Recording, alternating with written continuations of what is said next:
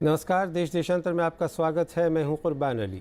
6 अरब देशों सऊदी अरब, Bahrain, Yemen, संयुक्त अरब अमीरात, मिस्र और लीबिया ने कतर के साथ अपने राजनयिक रिश्ते ख़त्म कर लिए हैं।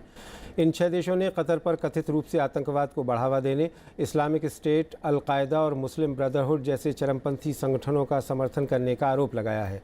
लेकिन कतर ने इन सभी आरोपों का खंडन किया है और कहा है कि अरब देशों के इस कदम से ये एक बेबुनियाद हरकत है और बेजा हरकत बताया है कतर ने। सऊदी अरब की सरकारी समाचार एजेंसी के मुताबिक रियाद ने कतर के साथ अपनी ज़मीनी, हवाई और समुद्री सीमा को बंद कर दिया है। मिस्र के विदेश मंत्रालय ने भी कतर के जहाज़ों और हवाई क्षेत्रों और बंदरगाहों को बंद करने की जानकारी दी है। वहीं बहरीन की सरकारी एजेंसी ने बताया है कि कतर पर बहरीन के अंदरूनी मामलों में दखल देने का आरोप लगाया गया है। यूएई ने कतर के राजनयिकों को 48 घंटों के अंदर देश छोड़ने का भी आदेश दिया है और कतर जाने वाली सभी उड़ानों को रद्द कर दिया है। यमन में सऊदी अरब के नेतृत्व में हूती विद्रोहियों से लड़ रहे गठबंधन ने भी कतर को अलग किया है। 6 अरब देशों के कतर से संबंध काटने के इस ताज़ा कदम को खाड़ी देशों में एक बड़ी खाई के तौर पर देखा जा रहा है। गौरतलब है कि सऊदी अरब पिछले कुछ सालों से उसकी संप्रभुता को खतरे में डालने और देश को तोड़ने का आरोप लगाता रहा है। सऊदी अरब का ये भी आरोप है कि कतर, बहरीन और सऊदी अरब के कतीफ प्रांत में मुस्लिम ब्रदरहुड, इस्लामिक स्टेट और ईरान समर्थित चरमपंथी संगठनों की मदद कर रहा है। वहीं कतर ईरान का सहयोगी होने के आरोप को खारिज करता रहा है। कतर और अन्य खाड़ी देशों के बीच तनाव की शुरुआत तब हुई जब मिस्र के इस्लामिक राष्ट्रपति मोहम्मद मोरसी की सेना ने 2013 में उन्हें पद से हटा दिया था। मोहम्मद मोरसी हिजबुल्लाह के सदस्य थे, जिसे कई अरब देश चरमपंथी संगठन मानते हैं। मार्च 2014 में भी सऊदी अरब, बहरीन और संयुक्त अरब अमीरात ने कतर पर उनके आंतरिक मामलों में दखल देने का आरोप लगाते हुए अपने राजदूत वापस बुला लिए थे। देश देशांतर में आज बात कतर के इसी संकट पर। इस चर्चा में मेरे साथ जुड़ रहे हैं पूर्व राजदूत नीरज श्रीवास्तव, पश्चिम एशियाई मामलों के जानकार प्रोफेसर AK पाशा, वरिष्ठ अरब पत्रकार अल लक्तूड वायल अवाद, अरब न्यूज़ के पूर्व संपादक सैयद फैसल अली और फोन लाइन पर जद्दा से हमारे साथ हैं जाने माने अरब पत्रकार खालिद अल मैना। आप सभी का स्वागत है। खालिद साहब, मैं शुरुआत आपसे करना चाहता हूँ कि आप वहाँ ग्राउंड ज़ीरो पर हैं। सऊदी अरब ने और दूसरे अरब देशों ने ये कतर के साथ जो अपनी डिप्लोमेटिक टाइज़ ख़त्म करने का फ़ैसला किया है, इसकी अचानक वजह क्या थी? ये सुनने में तो आ रहा था काफ़ी अरसे से, लेकिन ये अचानक कैसे हुआ?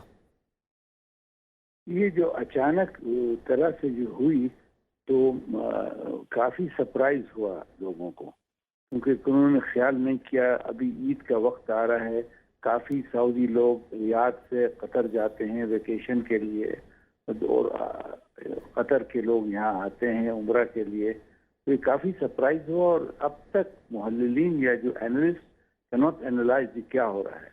लेकिन जो भी हुआ है, ये हमारे विरोधी संगठन वो जो बड़े खुश हो रहे हैं, जो हमारे ग्रुप्स हमारे खिलाफ हैं और पब्लिक में दहशत भर गई, यानी पीपल आर सरप्राइज। कितने लोगों ने मुझे फ़ोन किया और कहा ये क्यों हुआ। जी, तो अब इसके मायने क्या होंगे कि ये जो एक बड़ा क्राइसिस खलीजी ममालिक में पैदा हुआ है, जो ये गल्फ़ के कंट्रीज़ हैं, और इसका क्या आउटकम आप देखते हैं? आउटकम तो मेरे ख्याल में काफ़ी नेगेटिव है। आप जानते हैं कि इकोनॉमीज ये ऑफ गल्फ स्टेट काफ़ी इंटरलिंक है।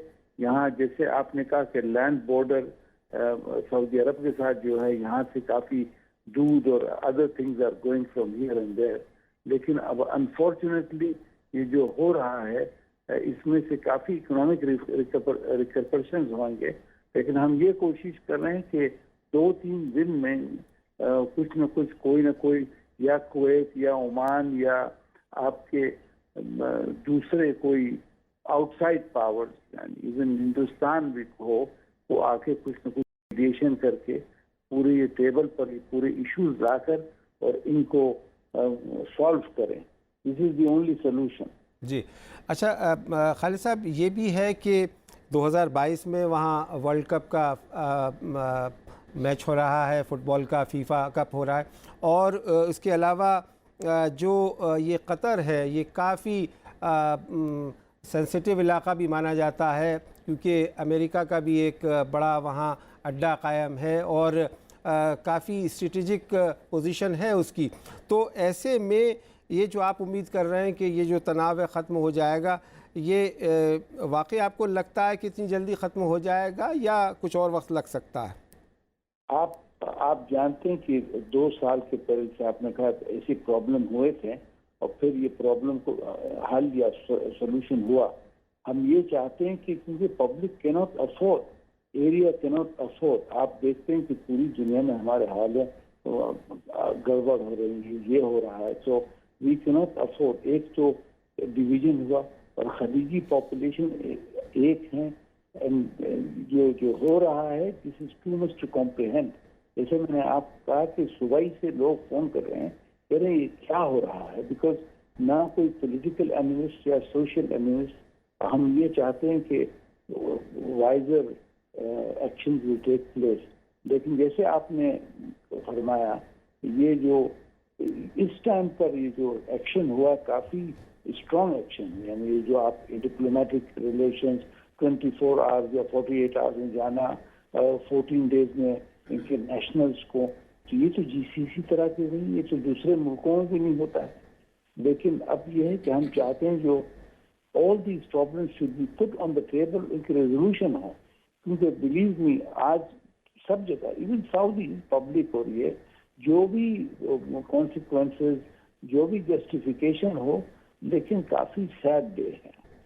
जी, बहुत बहुत शुक्रिया खालिद अलमैना साहब जद्दा से हमारे साथ इस चर्चा में जुड़ने के लिए। अहमद श्रीवास्तव साहब, आपको क्या लगता है कि जो ये संकट है इसके कारण अभी जो गिनाए जा रहे हैं वो ये बताया जा रहा है कि साहब कतर जो है वो इस्लामिक ब्रदरहुड को, इस्लामिक स्टेट को सपोर्ट कर रहा था, सऊदी अरब ये कहता है कि उसके इंटरनल मामलों में दखलंदाजी कर रहा था, बहुत सारे कारण गिनाए जा रहे हैं, अल जज़ीरा भी उनमें से एक है। तो ये सारी तस्वीर किस तरफ जाती हुई दिख रही है आपको? देखिए, मेरी राय में इसके 2 खास कारण हैं इस क्राइसिस के। एक है ईरान के साथ रिश्ते, ये गल्फ़ कंट्रीज़ के, और दूसरा मुस्लिम ब्रदरहुड। क्योंकि जहाँ तक अल-कायदा और आईसिस वगैरह का सवाल है, तो इन ग्रुप्स को तो कुछ और देश, खाड़ी के देश हैं, वो लोग भी सपोर्ट कर रहे हैं इन लोगों को। तो उसमें कतर को अकेला नहीं कहा जा सकता कि आप ही सिर्फ सपोर्ट कर रहे हैं। ईरान, आप जानते हैं आजकल ये है कि सऊदी अरेबिया और ईरान के रिलेशन बहुत ख़राब हो गए हैं, और ये जो कुछ भी हुआ है इसकी लीड सऊदी अरेबिया के पास है, एज अ सबसे बड़ा देश है वहाँ का जी। तो सऊदी अरेबिया जब ये फील करता है कि अगर कतर ईरान की तरफ थोड़ा झुक रहा है, तो वो उसको बात जो है वो पसंद नहीं है। जिस दिन वो रूहानी साहब इलेक्ट हुए थे, उस दिन कतर के अमीर ने उनको फ़ोन करके कॉन्ग्रेचुलेट भी किया था। तो ये ईरान फैक्टर जो है, इसकी वजह से Saudi Arabia, United Arab Emirates और बहरीन डायरेक्टली जो है एक अफेक्टेड हो रहे हैं। ठीक। वाइल अब्बास साहब, आपको क्या लग रहा है कि ये जो नया क्राइसिस पैदा हुआ है, हमने ये देखा 2014 में भी ये हुआ था, उस वक्त भी एम्बेसडर्स बुलाए गए थे, क्या ये जीसीसी काउंसिल में एक तरह की बड़ी रिफ्ट के तौर पे इसे देखा जाना चाहिए?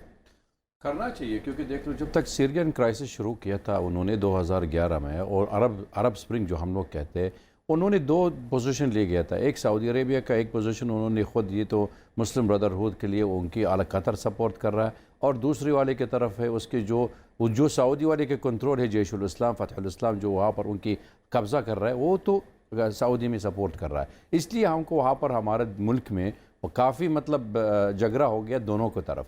और अल जज़ीरा बिल्कुल उनके साथ में है, जो कतार के साथ में बिल्कुल नफ़रत हो गया। वो सऊदी अरेबिया के लिए काफ़ी मतलब उन्होंने oppose to Saudi Arabia dominant policy. लेकिन दूसरे अभी तक जो नया चीज़ है इधर, ये ट्रंप में आ गया था इधर। जब तक प्रेसिडेंट ट्रंप में आया था इधर, उन्होंने एक सऊदी अरेबिया उनके लिए वो डोमिनेंट रूल करना चाहिए कि इजिप्ट को बाहर जाएंगे, तो इसलिए मुस्लिम ब्रदरहुड के हटाना चाहिए। और अभी तक उसके सऊदी अरेबिया सलफ़ी वहाँ भी इसका leading forces in the gulf country. ठीक। पाशा साहब जी, आपको क्या लग रहा है कि ये जो गिनाए गए कारण, सऊदी अरब ने कहा, दूसरे उनके राष्ट्रपति की टिप्पणी जिसको अल जज़ीरा ने दिखाया, या मुर्सी साहब के मामले में जो स्टैंड लिया, यही सब कारण है या इसके अलावा भी कुछ और कारण? नहीं, इसमें 3 मुद्दे हैं। एक तो सऊदी फॉरेन पॉलिसी में कुछ खास पेशरफ नहीं हुई है, सक्सेस नहीं हुई है, चाहे वो बहरीन का मुद्दा हो, यमन का मुद्दा हो, सीरिया का हो, लीबिया का हो, या रशिया और चाइना को जो ईरान के हामी हैं, इन सब में कुछ ख़ास सक्सेस नहीं हुआ है। और दूसरी बात यह है कि प्रेसिडेंट ट्रंप आके अभी 2 हफ्ते नहीं हुए, उसके बाद ये झगड़ा शुरू हुआ है। और कहने को ये सुनने में आ रहा है कि जो पैसे गल्फ़ कंट्रीज़ अमेरिका को देना थे उनके दिफा के लिए, कतर उसको मानने को तैयार नहीं था, जैसा कि $500 मिलियन। और तीसरी बात यह है कि ये पूरा जो प्रॉब्लम है इसके पीछे इज़राइल का भी एक हाथ है, इसलिए कि इज़राइल और सऊदी अरेबिया और इमारात तीनों मिलके ईरान के ख़िलाफ़ ये पूरी रणनीति नचा रहे हैं, जिसमें अमेरिका का भी हाथ है।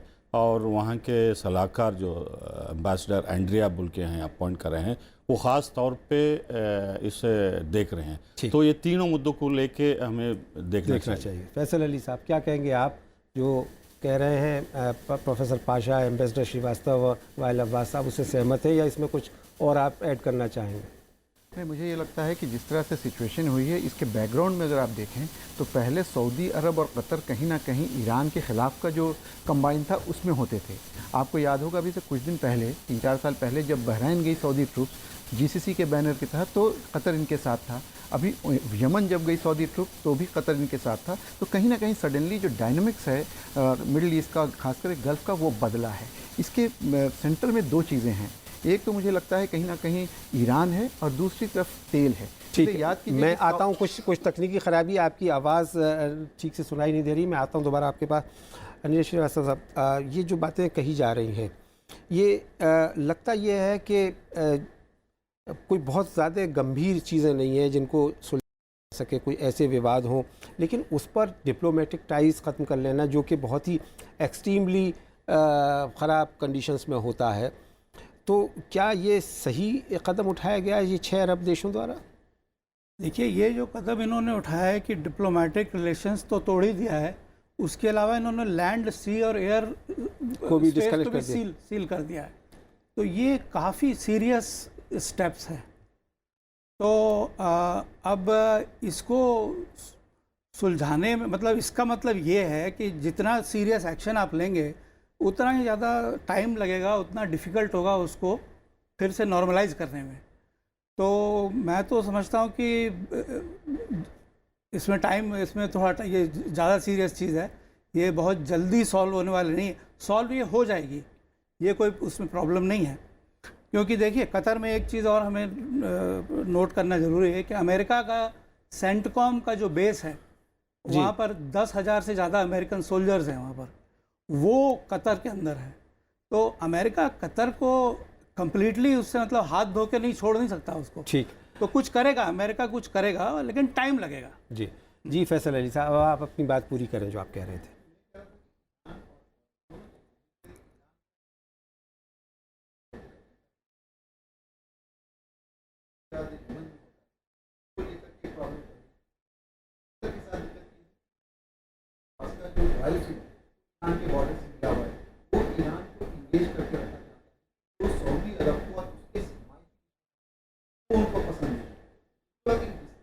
ये सारी चीज़ें हुई हैं। हम सबको ये मालूम है कि सीरिया में जो चीज़ें हो रही थी उसमें कहीं ना कहीं डायरेक्टली इन्वॉल्वमेंट था कतर का। एकाएक बिल्कुल डायनामिक्स चेंज होता हुआ दिख रहा है, ये सिचुएशन है। एक चीज़ जो मुझे लगती है कुरबान साहब, वो ये है कि ट्रंप के आने की बातचीत हुई। आप ये देखिए कि ट्रंप ने बिल्कुल यू टर्न लिया है। बराक ओबामा ने न्यूक्लियर डील साइन की और ट्रंप ने आकर के कहीं ना कहीं पूरे तौर से इनस्टेबिलिटी का जो फैक्टर बताया मिडल ईस्ट में, वो ईरान को बताया। तो अभी सिचुएशन ये है कि G5+ जर्मनी के ज़रिए ये चीज़ नहीं कर सकते हैं, तो यहाँ से गल्फ़ कोऑपरेशन काउंसिल से भी कहीं ना कहीं पूरे तौर पे ईरान को आइसोलेट करने की एक चीज़ मुझे इसमें भी दिख रही है।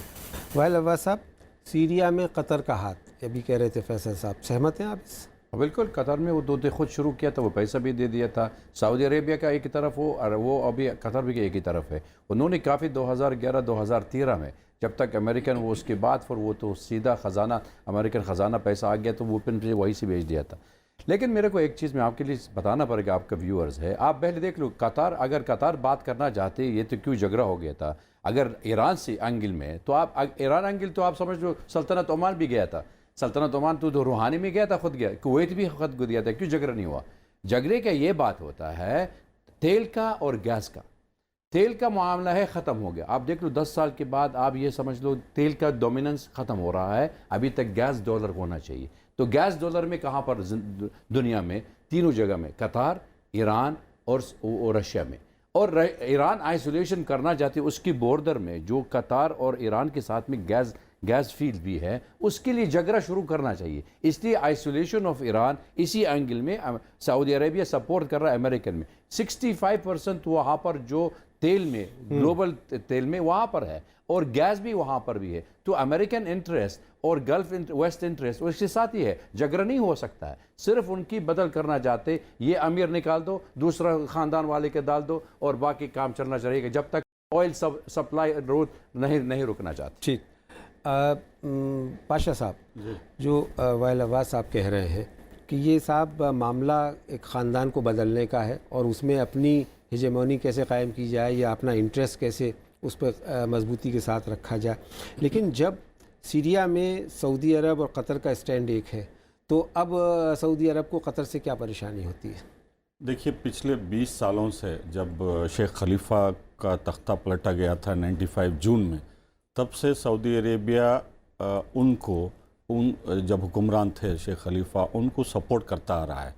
और अभी जो शेख तमीम हैं, उनके वालिद साहब को भी उन्होंने टॉलरेट किया। लेकिन ये सऊदी अरेबिया की पुरानी पॉलिसी थी कि शेख खलीफा और हमाद उनके हामी हैं, उनके सपोर्टर हैं। अब वो ताक रहे हैं कि इस मौके को दोबारा उनको लाने की।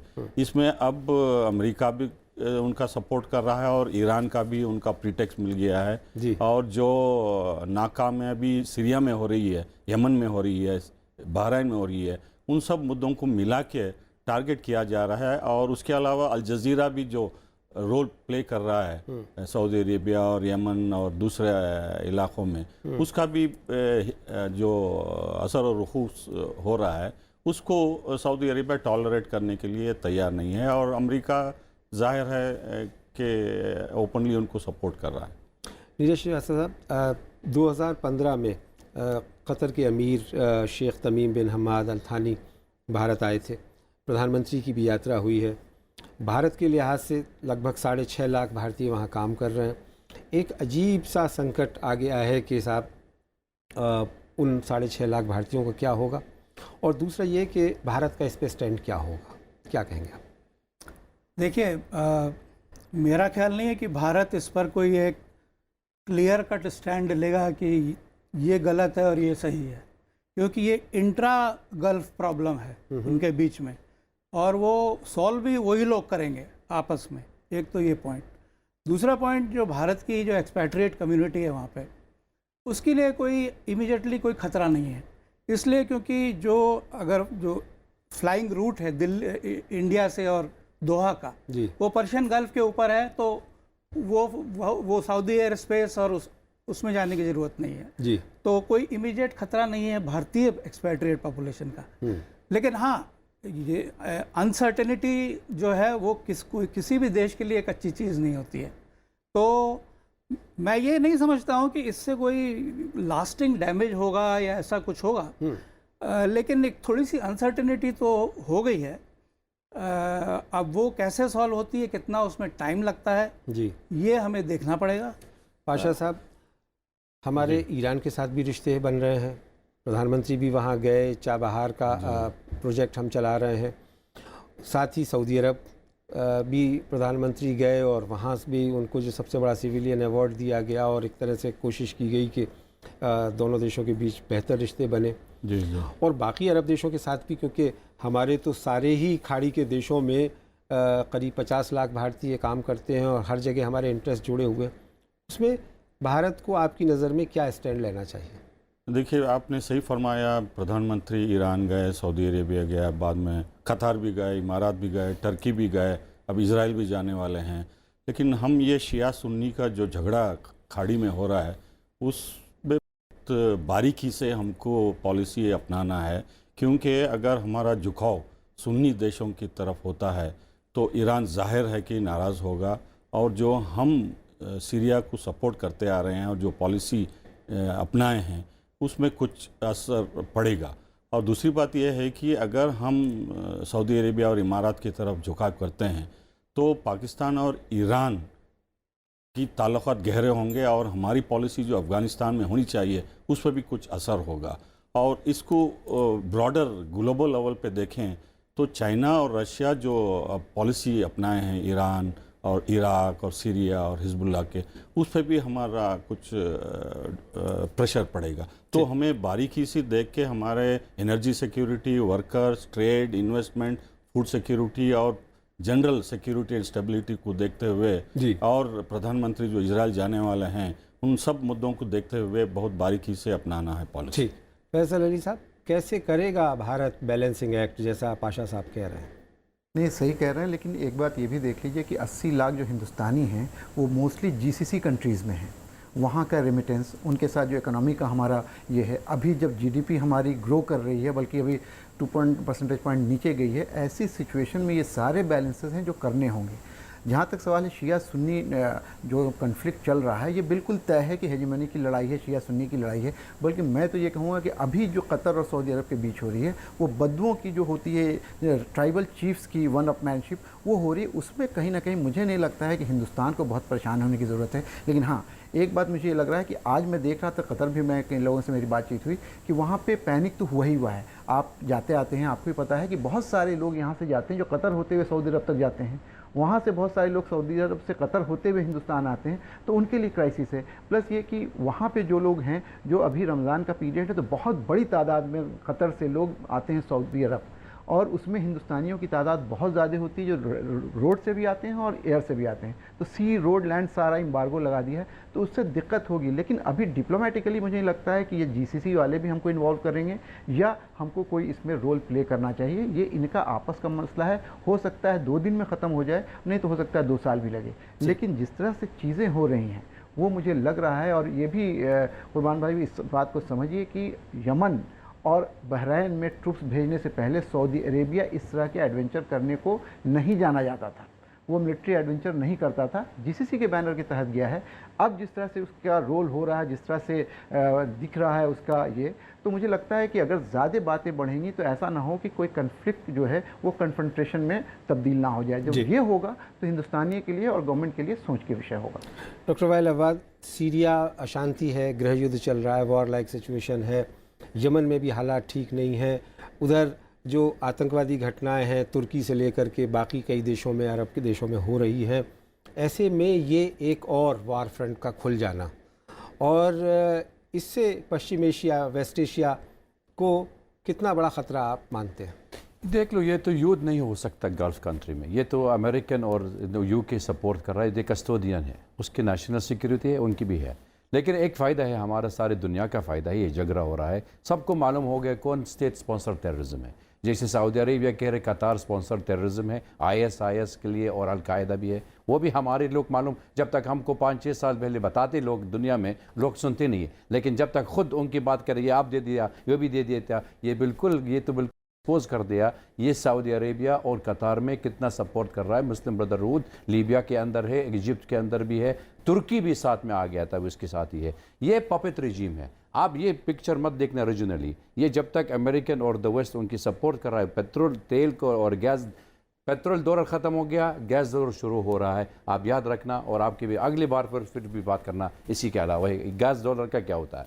चलिए, बहुत बहुत शुक्रिया doctor Wail Ahwad, professor Pasha, mister Neeraj Srivastava, Syed Faisal Ali, और जिद्दा से हमारे साथ फ़ोन लाइन पर थे खालिद अलमैना। आप सबका इस चर्चा में भाग लेने के लिए बहुत शुक्रिया। तो उम्मीद की जानी चाहिए कि आने वाले दिनों में कतर का जो ये संकट है ये जल्द ख़त्म होगा, जिसके फ़िलहाल तो इम्कान नहीं नज़र आते, लेकिन अगर उस रीजन में, उस क्षेत्र में शांति बहाली होनी है, आम लोगों की बेहतरी के लिए काम होना है, तो वहाँ जल्द से जल्द शांति करनी पड़ेगी। और जाहिर है कि इसमें काफ़ी भारतीय भी, उनके भी भविष्य पर सवालिया निशान लग गया है, और इसको भी भारत सरकार अपने तौर पर निपटेगी, इस उम्मीद के साथ देश देशांतर में मेरे साथ इतना ही। नमस्कार।